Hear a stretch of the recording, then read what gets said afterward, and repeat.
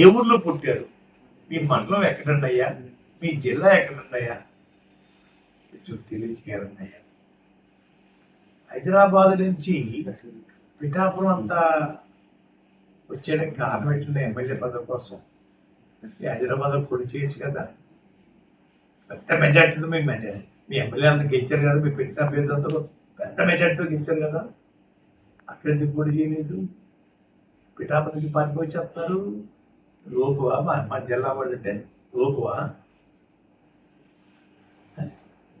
హైదరాబాద్ పోటీ చేయొచ్చు కదా. అసలు ముందు మీ అడ్రస్ చెప్పండి అయ్యా, ఎక్కడ పుట్టారు, ఏ ఊర్లో ఉన్నారు, ప్రస్తుతం ఏ ఊరు ఉంటున్నారు, మీ జిల్లా ఏది, మీ మండలం ఏది చెప్పండి ఒకసారి. ఏమి చెప్పకుండా గాలి వచ్చేస్తారా, రంగు వేసుకొచ్చేస్తే అందరూ ఓట్లు వేసేయాలా?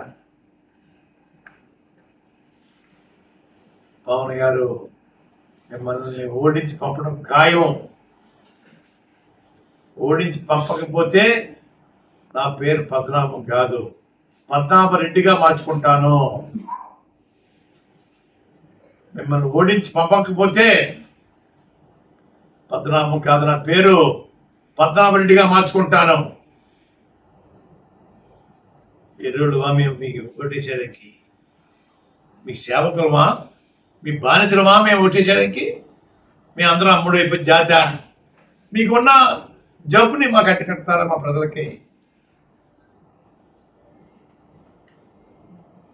పద్ధతులు మార్చుకుని, సమస్యలు తెలుసుకుని, ఎవరేంటో తెలుసుకుని మాట్లాడడం నేర్చుకో. హాస్యాస్పదంగా ఉంది.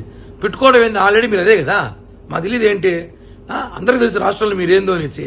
మీ నిజస్వరూపం బయటపడింది. ఇప్పుడు మీలాంటి చాలా మంది బయటకు వస్తారు. ఇప్పుడు పవన్ కళ్యాణ్ గారిని ఓడించడం నీ తరం కాదు, మీ తాత తరం, మీ బాబు తరం కూడా కాదు. అక్కడ కళ్యాణ్ గారు 1,00,000 మెజార్టీ గెలవబోతున్నారు.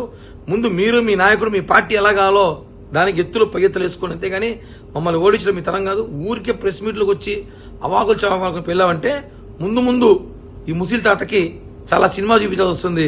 పద్మనాభరెడ్డి తాత